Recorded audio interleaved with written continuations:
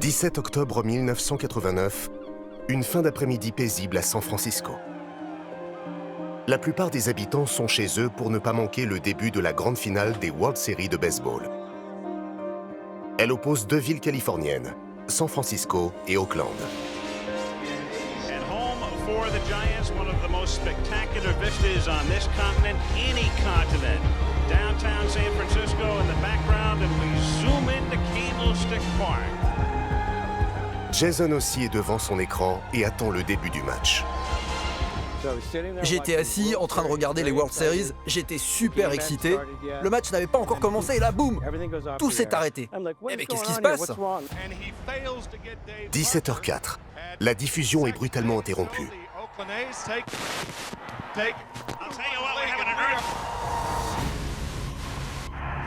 Un tremblement de terre d'une magnitude 6,9 secoue toute la région.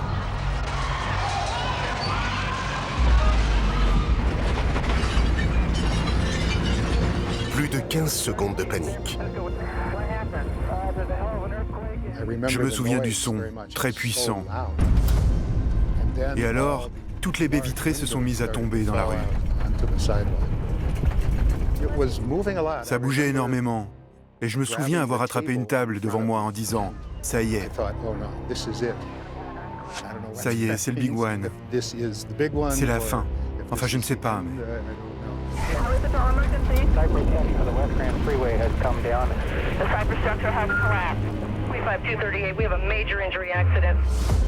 Je suis sorti dans la rue, un peu comme les autres, et là, je me suis retrouvé au milieu d'une scène de guerre.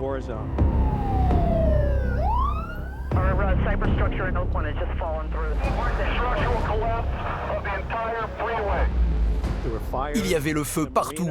Le port que vous voyez là était entièrement en feu. Des flammes énormes. Et dans toute la ville, il y avait des poches d'incendie. Le tremblement de terre s'est déclenché dans une zone appelée Loma Prieta, à plus de 100 km de San Francisco. L'onde sismique s'est propagée dans toute la région en moins d'une minute pour atteindre la baie de San Francisco. San Francisco est en feu. 63 personnes perdent la vie et il y a plus de 3000 blessés. À peine remise, quelques années plus tard, la Californie tremble à nouveau avec un séisme de magnitude 6,7. For 15 million people in Los Angeles, this was yet another 30 seconds of terror. Et quelques années plus tard, c'est un nouveau séisme qui a lieu au nord de la Californie, dans la Napa Valley.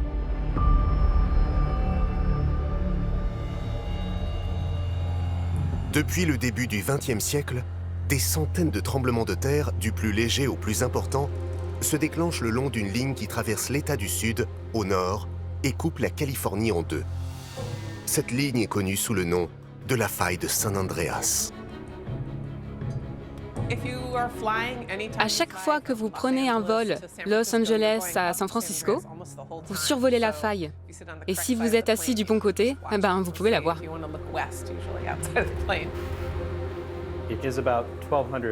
La faille fait environ 1200 km de long. Et si vous voyez, par exemple, des petites montagnes, des monticules, du relief, ça veut dire que c'est la faille. Dans les photos qui la représentent, la terre est comme ondulée. Le chemin suivi par la faille met en péril plus de 2/3 de la population californienne, soit presque 30 millions d'habitants. Le long de la faille de San Andreas, il y a déjà plusieurs très grandes villes. Il y a bien sûr au sud San Diego, Los Angeles. Los Angeles, c'est quand même plus de 10 millions d'habitants, et plus au nord, San Francisco. Et donc, elle provoque des tremblements de terre extrêmement puissants, de magnitude supérieure à 7 ou 8, et puis dans des zones quand même très peuplées. J'ai vécu beaucoup de grands tremblements de terre dans ma vie, et nous vivons dans une région sismique. Nous ne devons jamais oublier que les séismes peuvent arriver. La question n'est pas « est-ce qu'ils vont arriver ?», mais quand. La Californie est une des zones les plus sismiques au monde, mais aussi une des plus peuplées.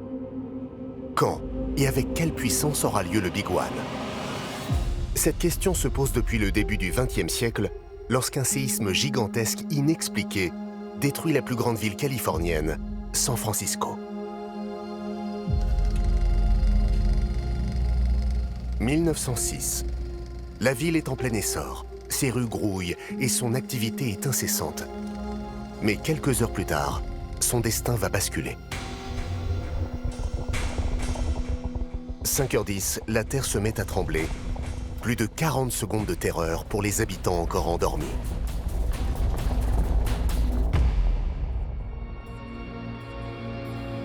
À 7h du matin, San Francisco est en plein chaos.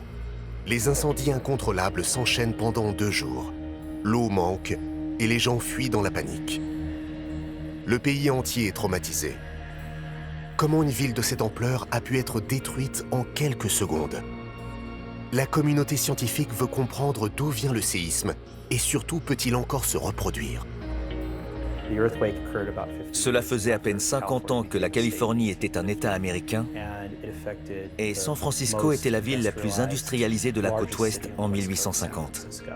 Ça a marqué l'histoire comme étant le tremblement de terre qui a détruit une très grande ville et où la population a été très touchée. Parce que ça a impacté une très grande ville, San Francisco, sur une très grande surface, les scientifiques se sont mobilisés pour comprendre ce qui s'était passé. Une équipe de scientifiques est rapidement mise sur pied, avec à sa tête Andrew Lawson, un chercheur de l'université de Berkeley. C'est une des premières fois que les scientifiques vont sur le terrain, avec leur petit carnet, etc., et commencent à faire une cartographie de la rupture. Donc ça, c'est un changement majeur. Ça se passe parce que ça se passe en Californie. Hein, des tremblements de terre, il y en a toujours eu, mais quand c'est au fin fond de la steppe en Asie, au début du XXe siècle, il n'y a personne pour en parler.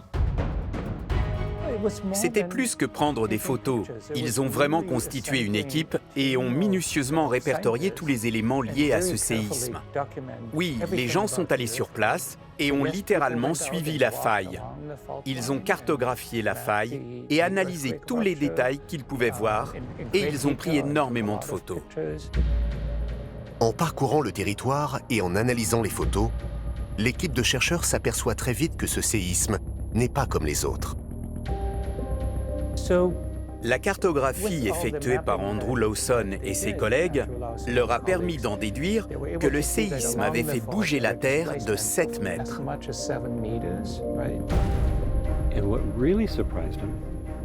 Ce qui les a surpris, c'est que la faille coulisse. C'est différent des autres failles qu'ils connaissaient, qui en général s'enfoncent, alors que celle-ci coulisse.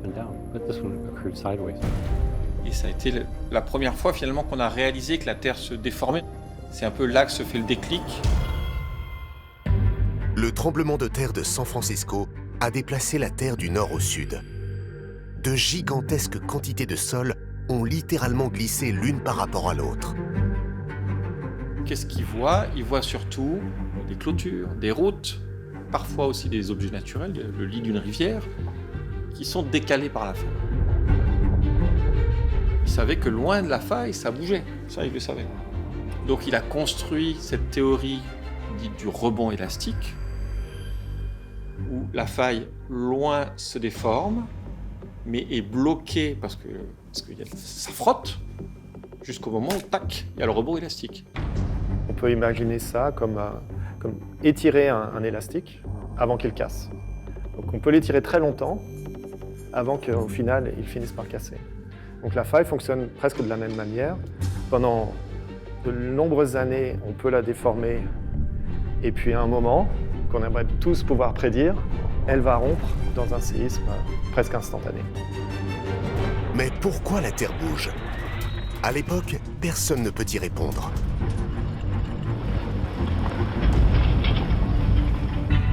Les scientifiques décident alors de répertorier tous les séismes dans le monde. Le but, voir si leur localisation peut donner des indices sur leur mécanisme. Les scientifiques découvrent quelque chose d'étonnant. Les tremblements de terre se déclenchent le long de lignes bien précises. Ces lignes imaginaires délimitent de grandes plaques qui se trouvent à plus de 15 km de profondeur. Ce sont les plaques tectoniques. Ces plaques bougent très lentement les unes par rapport aux autres. Il y a un siècle, ne connaissait pas la tectonique des plaques, donc on ne connaissait pas les frontières de plaques.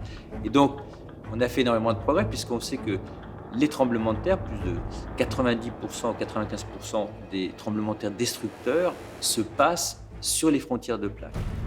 Donc finalement, vous avez toutes ces plaques rigides qui bougent comme elles peuvent, et chacune des limites de ces plaques est formée par des failles. Donc vous avez les failles de subduction, vous avez des failles plutôt en extension, et puis vous avez des endroits où les plaques coulissent les unes par rapport aux autres, essentiellement à l'horizontale, comme la faille de San Andreas.